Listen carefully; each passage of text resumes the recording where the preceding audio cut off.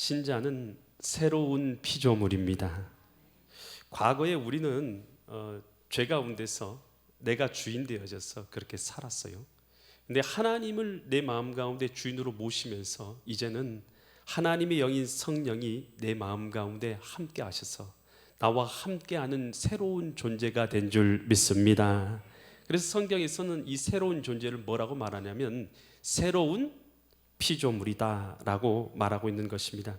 그래서 이 내 안에 계신 성령님은 어떻게 하시냐, 우리로 하여금 죄된 삶을 떠나게 하시는 줄 믿습니다. 우리를 통해서 하나님 나라를 이루게 하신 줄 믿습니다. 오늘 우리로 하나님 안에서 풍성한 삶을 살게 하시는 줄 믿습니다. 하나님 안에는요, 모든 좋은 것이 풍성하게 있어요. 그런데 우리는 지금 하나님 안에 있는 이 풍성한 것을 모두 다 누리고 계십니까? 누리지 못하는 이유가 있어요. 그것은요, 여러분, 하나님 안에 있는 이 풍성한 것이요, 내게도 풍성하게 역사해야지만 될 거 아니겠어요? 그것은 오직 누구의 영으로만 가능하냐면 성령의 영으로만 가능한 줄 믿습니다. 그래서 성령의 영을 우리는 교통의 영이다 이렇게 말씀하시잖아요. 그래서 축도할 때도 성령 하나님의 교통하심이, 교통이 뭡니까? 교통이라는 게 지금 차가 다니는데도 도로가 교통이 막히면 차가 빨리 달릴 수 있어요, 없어요? 못 달리죠. 아무리 차가 좋아도 교통이 막히면 못 달리잖아요. 이 교통이 좋아야 차가 잘 달릴 수 있듯이, 여러분, 하나님 안에 아무리 풍성한 은혜가 있어도 오늘 하나님의 영이 우리 가운데 충만하게 교통하시지 않으면 오늘 우리는 그 은혜를 누리며 살지를 못하게 되는 것입니다. 여러분, 하나님 안에 있는 이 교통의 영인 성령께서 우리 가운데 충만하게 역사하셔서 오늘 그 풍성한 은혜를 누릴 수 있기를 간절히 축원드립니다. 오늘 우리가 읽은 이 본문의 말씀은요, 마가의 다락방에서 성령이 임하시게 되는 그 내용이 기록되어 있는 것이 바로 이 본문의 말씀입니다. 과연 이 말씀을 통해서 하나님께서 이 시간도 우리에게 무엇을 깨닫게 하시고 또 무엇을 말씀하시는가, 나에게 주시는 하나님의 음성이 있는 하나님의 믿음의 시간 되시기를 간절히 축원드립니다. 사도행전 2장 1절 말씀부터 보면 오순절 날이 이미 이르매, 여러분, 오순절이 무슨 뜻이에요? 한문이죠. 다섯 오에 열순이에요. 그래서 50일이라는 뜻이에요. 50일이 이렇다 이렇게 하는데, 구약에서는 오순절은 어떻게 지내게 되냐면 유월절이라는 것은 이스라엘 백성이 애굽에서 출애굽한 날을 유월절이라고 하죠. 유월절 절기죠. 그래서 그 유월절부터 시작해서 약 50일 만에 도착한 데가 어디예요? 어디였을까? 시내산에 도착하죠. 시내산에서 45일 만에 도착해서 그곳에서 준비하고 이제 산에 올라가서 십계명을 받은 것이, 이 십계명 하나님의 말씀을 받은 것이 이제 그 날이 바로 오순절이에요. 그래, 구약에서는 이 출애굽에서, 그러니까 6월절에서 출애굽해가지고 이 50일 만에 십계명을 받은 날이 바로 이 오순절이란 말이에요. 그러니까 십계명을 받은 말이에요. 신약에서는 어떻게 됐습니까? 신약에서는 6월절에 누가 돌아가셨어요? 예수님이 십자가에 달려 죽으시고 다시 부활하시는 것이 6월절이죠. 예수님이 부활하신 것부터 시작해서 50일 되는 지점에 뭔 일이 일어났어요? 무슨 일이 일어났어요? 성령이 임하신 줄 믿습니다. 그래서 이 오순절 날에는 신약에서는 성령이 임하시게 된 거죠. 구약에서는 십계명을 받은 날이고 또 신약에서는 이 성령이 임하신 날이 바로 이 오순절입니다. 이 성령은요, 이 구약에서는 이 말씀은 하나님의 백성이 지킴으로 말미암아 하나님 백성이 되는 이 법 규례가 바로 이 십계명이었다고 한다면, 이 신약 시대에서 이 성령은요, 오늘 우리 마음 가운데 역사하셔서 우리가 하나님의 백성으로 살아게 만드는 하나님의 능력인 줄 믿습니다. 그래서 에레미야서 구약에서 31장 33절에서 이렇게 말해주고 있어요. 그러나 그날 후에 내가 이스라엘 집과 맺을 언약은 이러하니 곧 내가 나의 법을 그들 어디에 준다고요? 그들 속에 두는데, 그들의 정확하게 어디에요? 마음에 기록해 준다는 거예요. 그러니까 우리가 이제 성령 안에서요, 하나님의 법이 어디에 기록되냐면 우리의 마음에 기록되는 줄 믿습니다. 마음에 기록하여 나는 그들의 하나님이 되고 그들은 내 백성이 될 것임이라, 여호와의 말씀이니라. 예레미야에 있어서는 이렇게 우리 마음 가운데 기록되는 성령을 통해서 기록되는 것으로 말씀해 주는데요, 에스겔 선지자는 에스겔 36장 26절로 27절에서 이렇게 말해 주고 있어요. 어떤 영을요?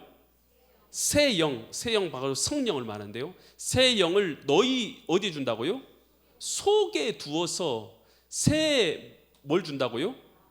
여러분, 그래서 우리가 하나님의 자녀가 된다는 것은요, 하나님의 성령 안에서 새 마음을 갖게 되는 것이에요. 새 마음을. 그래서 너희에게 주는데 너희 육신에서 어떤 마음을 제거한다는 것이요? 성령의 역사는요, 굳은 마음, 딱딱한 마음, 반역하는 마음, 거절하는 마음, 이런 마음들을, 굳은 마음들이죠, 이 마음들을 제거하고 어떤 마음을 준다고요? 부드러운 마음을 줄 것이며, 27절, 또 내 영을, 성령을 너희 속에 두어서 너희로 내 율례 법을 행하게 할지라, 너희가 내 규례를 지켜 행할지라. 여러분, 그래서 이 성령을 우리 마음 가운데 주어서 오늘 우리로 하나님의 법을 따라서 살아가게 하시는 줄 믿습니다. 그래서 성령님은 누구신가? 웨스터민스터 신앙 고백서에서요, 이 성령님은 누구신가에 대해서 이렇게 간단하게 말해주고 있어요. 성령은 하나님 아버지, 그러니까 성부 하나님과 아들 성자 예수님으로부터 영원히 나오신다. 그러니까 하나님은 언제부터 계셨어요? 천지가 창조되는 그 전부터 계신 줄 믿습니다. 그럼 성령님은 언제부터 계셨어요? 영원히 나오시니까 성령님은 언제 만들어지신 분이 아니라 영원 전부터 영원 그 후까지, 여러분, 영원 전부터 하나님과 함께 존재하고 계신 분이 바로 성령 하나님이신 줄 믿습니다. 그래서 성령이라는 뜻 자체가 거룩한, 홀리 스피릿이라는 뜻이잖아요, 영어로. 그리고 거룩한 영이라는 뜻이에요. 그래서 하나님의 영, 이 거룩한 영은 사람이 아니라 영이십니다. 아멘. 내가 성령이다 라고 말하면 돼요, 안 돼요? 그런 건 말도 안 되는 이야기예요. 사람이 아니라 영이시니까요. 또 그리고 그 성령님은 언제부터 계셨다고요? 창세 전부터. 그러니까 천지와 만물이 존재하기 전부터 하나님이 계신 것처럼 천지 만물이 존재하기 전부터 계셨던 거예요. 그래서 내가 성령의 내 가운데 있어서 내가 성령이다, 보이사다 이렇게 말하는 사람은 다 잘못된 거예요. 그것은 다 잘못된 것이네. 그럼 성령은 성경에서 여러 가지 용어로 말해주고 있는데요, 고린도전서 12장 3절 말씀 보면, 그러므로 내가 너희에게 알리노니 어떤 영이요? 성령을요, 누구의 영으로 부르기도 해요? 하나님의 영을 성령이라고 불러요. 그래, 하나님의 영으로 말하는 자는 누구든지 예수를 저주할 자라 하지 않냐고, 또 뭐로는요? 성령으로. 앞에서는 하나님의 영이라고 말해놓고 뒤에는 또 뭐라고 불러고 있어요? 성령. 그러니까 하나님의 영하고 성령은 동의어로 쓰고 있어요. 아니고선 누구든지 예수를 주시라 할 수 없다. 그래서 하나님의 영이라고 부르기도 하고 성령이라고 부르기도 하는 것이에요. 로마서 8장 9절 보니까, 만일 너희 속에 누구의 영이요? 하나님의 영이라고 부르면, 하나님의 영이 거하시면 너희가 육신에 거하지 아니하고 영에 있나니, 누구든지, 이번엔 무슨 영이라고 말해요? 그리스도의 영. 앞에서는 하나님의 영이라고 불렀는데 똑같은 구절 내에서 똑같은 것을 언급하면서 그리스도의 영이라고 부르고 있어요.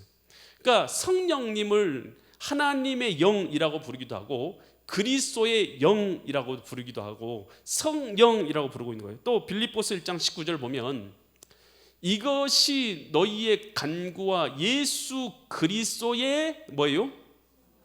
아까 치면 하나님의 영 이렇게 말했잖아요. 그리고 성령 그랬지만 이번에는 예수 그리스도의 성령. 그러니까 성령을 설명해 주는데 누구의 영이냐 이렇게 말하면 예수 그리스도의 영이다 이렇게 말해요. 그래서 성경에서는요, 이 세 가지를 다 똑같은 말이에요. 하나님의 영, 예수 그리스도의 영, 그리고 성령. 이것이 다 다른 걸 뜻하는 것이 아니라 같은 성령님을 가리키는 단어인 줄 믿으시 바랍니다. 그럼 이 성령님은 어디 계셔요? 요한복음 7장 38절과 39절에서 이렇게 말하고 있어요. 나는 여기서 나는 누구예요? 예수님이 하신 말씀이에요. 예수님을 뭐 하는 자는요? 여러분, 예수님 믿으십니까? 믿는 자는 성경의 이름같이, 성경에서 말해준 것 같이 그 배에서 뭐가 흘러나온다고요? 예수님 믿으면 생수의 강이 흘러나오는데, 생수의 강이 뭐예요? 생수의 강이 뭐예요? 39절에 생수의 강이 뭔지 설명해 주고 있어요. 39절 보면 이는 이 생수의 강은 그를 믿는 자들이 받을, 그를 믿는 자, 예수님을 믿는 자들이 받을 뭐예요? 성령을 가르쳐 말씀하신 것이라.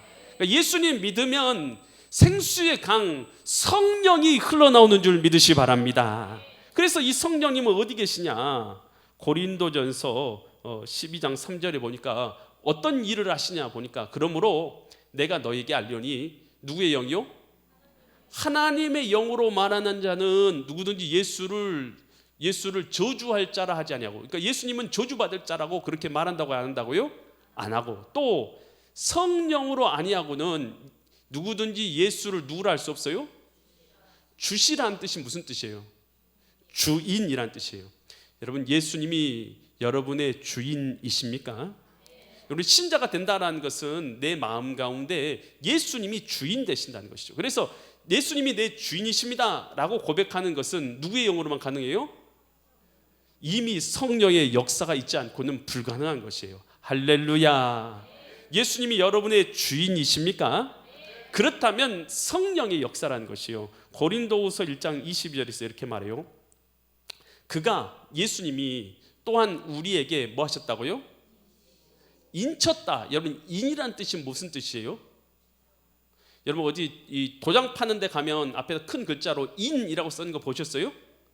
바로 인치다라는 것이 도장 찍다라는 의미예요. 그래서 그가, 하나님께서 우리에게 뭐 하셨다고요?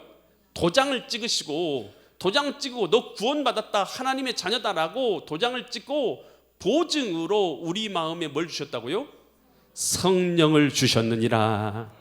여러분, 우리가 하나님의 사람이고 하나님의 자녀면 하나님께서 도장을 찍으셔요. 도장을 찍는데 뭐 어떻게 도장 찍냐면 다른 것으로 도장 찍는 것이 아니라 우리 마음에요, 성령을 주심으로 도장을 찍어주시는 줄 믿습니다. 그래서 너 하나님의 사람이다 라고 도장을 찍어주신다는 거예요. 그래서 우리 마음 가운데 성령이 거하시는 거예요. 그래서 고린도전서 3장 16절에서 하나님은 어디 계시냐? 너희는 너희가 하나님의 성전인 것과 하나님의 뭐가요? 하나님의 성령이 어디 있어요? 너희 안에. 우리 안에라는 것은 우리 마음 안에 계시는 것을 알지 못하느냐. 성령이 계신다는 말이에요? 안 계신단 말이에요? 계셔요. 어디에요? 우리 마음 가운데. 그래서 성령을 찾아서요 헤매면 돼요, 안 돼요? 안 돼요. 성령님은 어디 계셔요?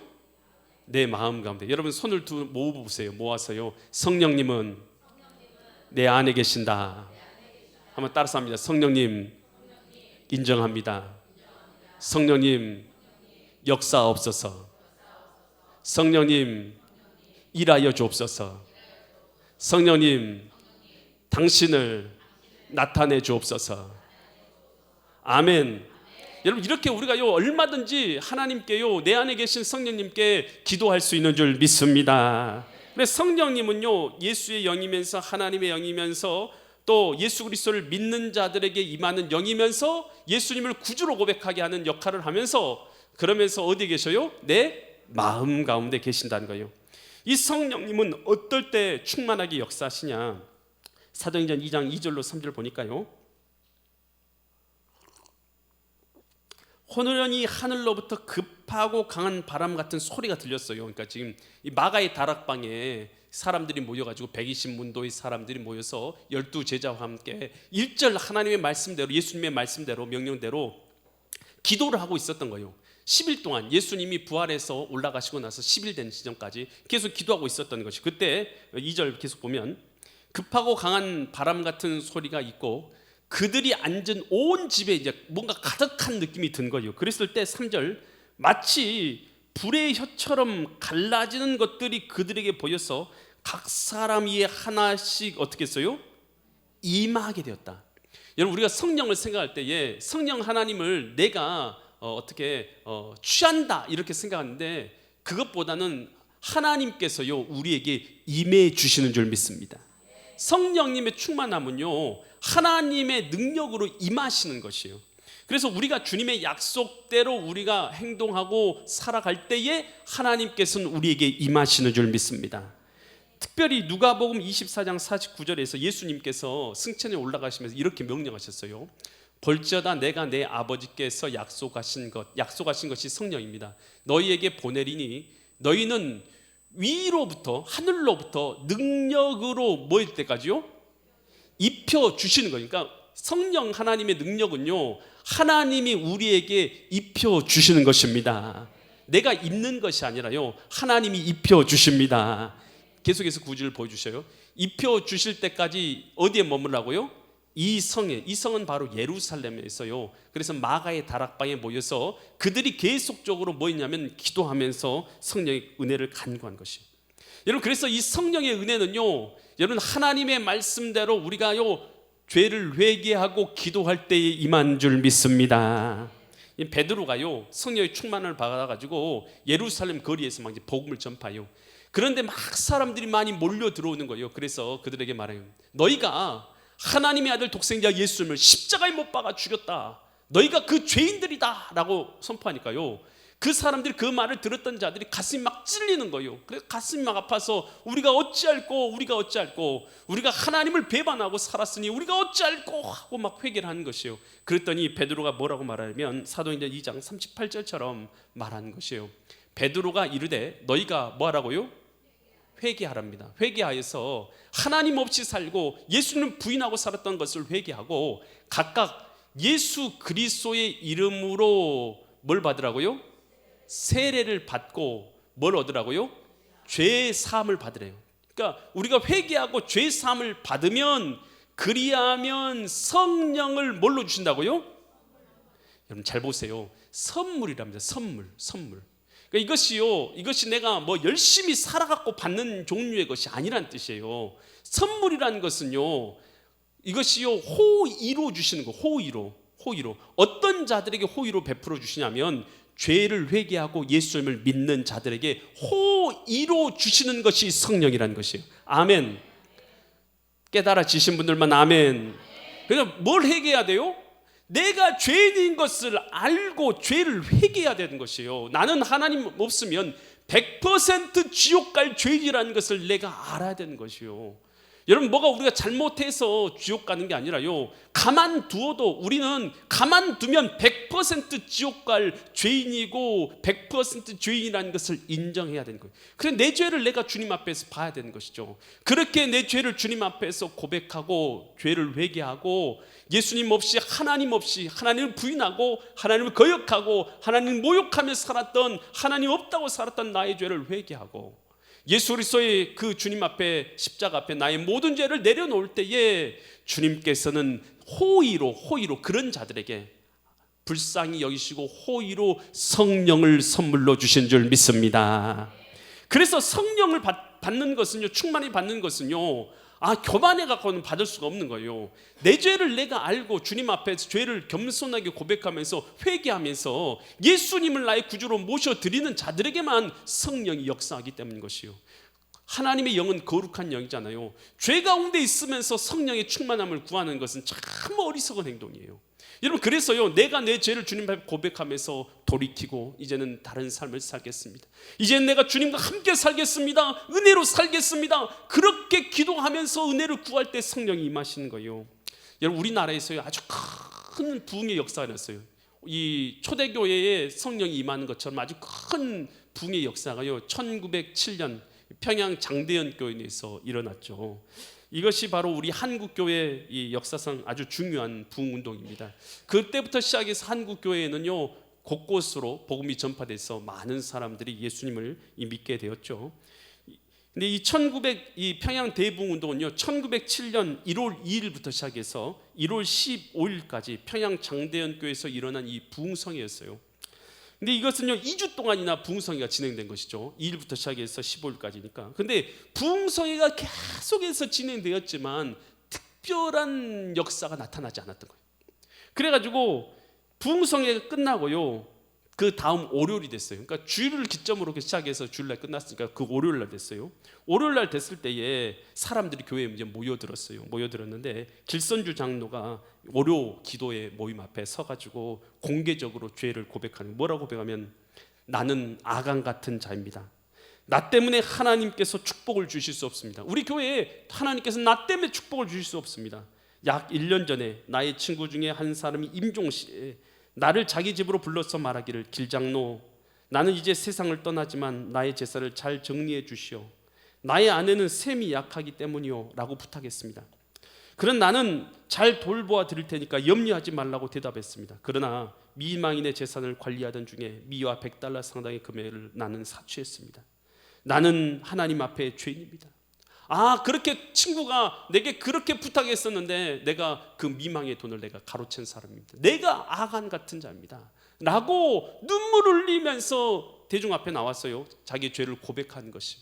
그러니까 이 길장로, 길선주 장로가 회개하니까 그곳에 있는 사람들이요, 회개의 영이 임하기 시작합니다.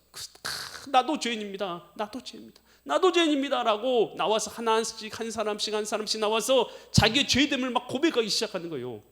그 중에서 보니까 진천수라는 사람이 또 나와서 고백해요. 난 아픈 자녀가 있는데, 아픈 아내가 있었는데 아내가 빨리 죽기를 바라고 그를 때리고 돌보지 않았습니다. 자녀가 이제 아내가 아픈데도 불구하고 그 아내를 막 때린 거예요. 빨리 죽으라고 때리고, 그리고 그 아내를 때리고는 버려둔 것이에요. 그때 막 그렇게 회개하는 자들이 한 명씩 나타나서 앞에서 회개를 하기 시작하니까요, 회개 역사가요 충만하게 일어나게 되는 것이에요. 그곳에 있었던 사람들이 다 자기 죄를 고백하고 회개하는 역사가 일어나니까요, 그곳에서 어떤 역사를 했느냐, 이 장대현 교회에서 이 평양 부흥성회가 일어난 이후로 술집들이 다 사라져버린 것이에요. 노름판도 다 사라져버렸어요. 성령의 역사가 얼마나 뜨겁게 역사하니, 성령의 역사는요 우리의 죄를 회개해서 우리를 새롭게 하시는 역사인 줄 믿으시 바랍니다. 그래서 여러분, 공개적으로 죄를 고백한다는 것은요, 나 이 죄에서 떠나겠다라는 고백 아니겠어요? 여러분, 그런 죄에 대해서는요, 그렇게 고백하는 것에 대해서는요 정죄하면 안 돼요. 여러분, 그것은요 뭐냐 하면 하나님 앞에서 새 삶을 결단하는 결단인 줄 믿으시 바랍니다. 그럼 로마서 8장 1절과 2절에서 이렇게 말하잖아요. 그러므로 이제 그리스도 예수 안에 있는 자에게는 결코 뭐가 있어요? 정죄함이, 예수님 안에 있으면 정죄함이 없나니, 이는 그리스도 예수 안에 있는 생명의 어떤 법이요? 성령의 법이 죄와 사망의 법에서 너를 해방하였음이니라. 여러분, 우리 성령의 역사는요 어떤 역사오냐, 우리가요 죄를 회개하고 새 삶을 살아게 만드는 역사가 있는 줄 믿습니다. 과거에 나는 이런 죄를 저질렀어, 과거에는 나는 음탕했어, 과거에 나는 죄를 저질렀어, 과거에 나는 도둑질했어, 과거에 나는 이런 삶을 살았어. 여러분, 과거에 그럴 수 있어요. 그런데 하나님의 영의 역사는 어떻습니까? 하나님의 역사는요 나로 하여금 새 마음을 주셔요. 새 삶을 살게 만들어요. 과거의 삶을 버리고 주님 안에서 새롭게 하는 역사가 성령의 역사인 줄 믿습니다. 이 성령의 역사는 또 어떤 역사가 있느냐, 영혼을 구원하는 역사가 있는 줄 믿습니다. 사도행전 2장 4절로 6절 보니까 그들이 다 성령의 충만함을 받았어요. 그곳에 있는 사람들이 막 기도를 하는데 불의 혀 같은 것이 각 사람에 일하는지 성령의 충만함이 입혀진 것이에요. 죄를 회개하면서 막 기도했더니 성령의 충만함을 받고 성령의 말하기 하심을 따라서 어떤 언어요? 다른 언어들로 말하기를 시작한다. 언어의 특징이 있잖아요. 언어라는 것은 뭔가 도구잖아요. 도구로서 역할을 하는데, 계속 보세요. 다른 언어로 말하기 시작하는데 계속해서 다음 구절. 그때의 경건한 유대인들이 천하 각국으로부터 와서, 그러니까 세계에서 막 이제 사람들이 예루살렘에 모여 있는 상태예요. 유대인들은 꼭 예루살렘으로 와서 1년에 몇 차례씩 꼭 예배를 드렸거든요. 그래서 각국으로 와서 예루살렘에 머물러 있는 상태였단 말이에요. 그때 보니까 6절, 이 소리가 나매, 이 소리라는 것은 막 사람들이 모여서 기도하는 소리가 나매, 근데 각국 다른 언어로 막 기도하는 언어 소리가 들리매 큰 무리가 모여서 각각 자기의 방언으로, 자기 나라, 그러니까 지역의 언어를 방언이라고 하잖아요. 지역의 언어들로 제자들이 말하는 걸 듣고 소동했다는 거예요. 이 사람들이 외국에 나가본 적도 없는 사람들이 자기 나라 언어로 말하는 걸 그 사람들이 듣는 것이요. 어느 나라 언어들로 했는가? 그 다음에 구절에 나와 있어요. 보여주세요. 이 9절로 11절 보면, 우리는 어떤 이들이요? 바데인, 또 메데인, 엘라임, 또 메소포타미아, 유대와 갑바도기아, 본도와 아시아, 또 10절 보니까 이 부르기아와 밤빌리아, 애굽과 구레네, 리비아, 여러 지방의 사람들과 로마로부터 온 나그네, 곧 유대와 유대교로 온 사람들과 11절 보니까 또 어디요? 그레데인과 아라비아인들이라. 우리가 다 우리의 언어로요, 각 언어로. 그러니까 이 사람들이 다 나라가 다르잖아요. 다 다른데 각자의 그 언어로 하나님의 큰일, 하나님의 큰일이 뭡니까? 예수님이 이 땅에 와서 우리를 구원하신 이 복음을 말하는 것을 듣게 되었다는 것이죠. 할렐루야. 그러니까 성령의 역사가 임했더니 어떤 역사가 있느냐? 방언이 터졌어요. 방언이 터졌다는 거 어떠냐? 각 나라 언어로 말하기 시작했다는 거예요. 각 나라 언어로. 이건 뭐냐? 하나님께서 뭐 하기를 원하시는 거예요? 하나님의 이 복음의 역사를 각 나라에게 전파하기 원하셔서 하나님께 각 나라 언어를 그들에게 주신 줄 믿습니다. 그래서 성령의 역사는요, 우리가 성령 옛날에 받은 사람들 하면 방언한다 막 그런 얘기 하잖아요. 물론 우리가 방언 받는 것도 중요한 성령의 역사 중에 하나예요. 하지만 뭐 하려고 방언 주신 줄 알아야죠. 뭐 하려고 주셨어요? 하나님의 큰 일을 전파하기 위해서, 복음 전파하기 위해서 방언을 주신 거예요. 그래서요, 성령의 역사의 가장 큰 성령의 역사는 어떤 역사냐면 복음을 전파해서 영혼을 구원하게 하는 역사인 줄 믿습니다. 아멘. 그래서 여러분, 성령 충만한 사람은요, 반드시 복음을 전파합니다. 반드시 영혼을 구원합니다. 그래서 성령의 역사는요, 다른 역사가 아니에요. 복음 전파의 역사예요. 성령 충만한데 가만히 어떻게 있어요? 영혼을 구원하게 되지. 죽어갈 영혼이 뻔히 보이는데 어떻게 영혼을 구원하지 않고 가만히 있을 수 있어요? 성령의 역사는요, 영혼 구원하기 위해서 복음을 전파하는 역사가 성령의 역사인 줄 믿습니다. 그래서 성령 받은 믿음의 사람들, 빌립 집사 성령 충만해가지고 어떻게 합니까? 사마리아에 가서 복음을 전파했어요. 사도행전 8장 5절 보니까 빌립 집사님이 어디로 갔다고요? 사마리아 성. 사마리아 성은요, 당시 유대인들에게 적대 관계에 있는 성이었다, 이렇게 생각하면 돼요. 한마디로 말하면 우리나라 사람들이 북한에 가서 복음 전파하고, 우리나라 사람들이 저 어디 일본에 가서 복음 전파하고, 이런 것과 비슷한 것이에요. 그러니까 적대 관계에 있는 나라에게까지 가서 복음을 전파하는 역사가 일어났더라는 것이에요. 여러분, 바울은 예수님을 믿는 사람을 박해하는 자였잖아요.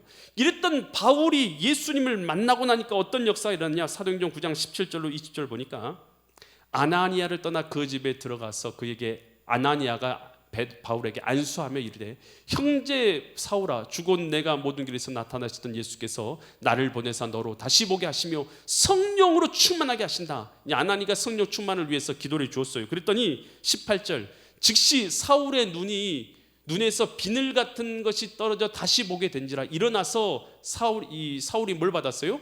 세례를 받고, 그러고 나서 뭐합니까? 음식을 먹으며 몸이 강건해졌어요. 3일 동안 아무것도 못 먹었었는데, 사울이 다시 다메섹에 있는 제자들과 함께 며칠 있을 때 20절, 즉시로 각 회당에서 예수가 하나님의 아들이심을 전파하니, 바울이 성령 충만하니까 즉시로 나가서, 힘을 회복하니까 즉시로 나가서 복음을 전파하게 된 줄 믿습니다.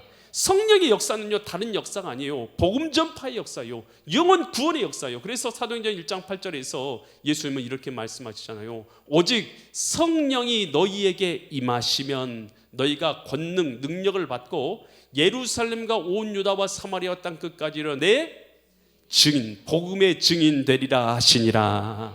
그래서 성령의 역사는요, 복음 전파의 역사요, 영혼 구원의 역사인 줄 믿습니다. 여러분, 어쩔 때 성령 충만해지냐? 내가 죄인인 것을 알고요, 주님 내가 죄인입니다 라고 죄를 고백하고 예수님께서 나의 주인 대신 새 삶을 살려고 결단하면서 하나님 앞에 살아갈 때에 주님께서는 성령을 부어주신 줄 믿습니다. 성령 충만해서 어떤 삶을 살아가냐? 마음이 새로워져서 새 삶을 살아가며 복음을 전파해서 영혼 구원하고 하나님 나라를 이루는 삶을 살아가게 되는 줄 믿습니다. 오늘 이 성령 충만에 대해서 오늘 말씀을 나누는데요, 오늘 성령 충만한 역사가 내 가운데 일어나서 과거의 내 죄를 회개하고 주님 앞에 새 삶을 살아가며 나를 통해서 영혼이 구원되는 역사가 일어나시는 믿음의 거룩한 성도들 되시기를 예수 그리스도의 이름 받들어 간절히 축원드립니다. 기도드리겠습니다.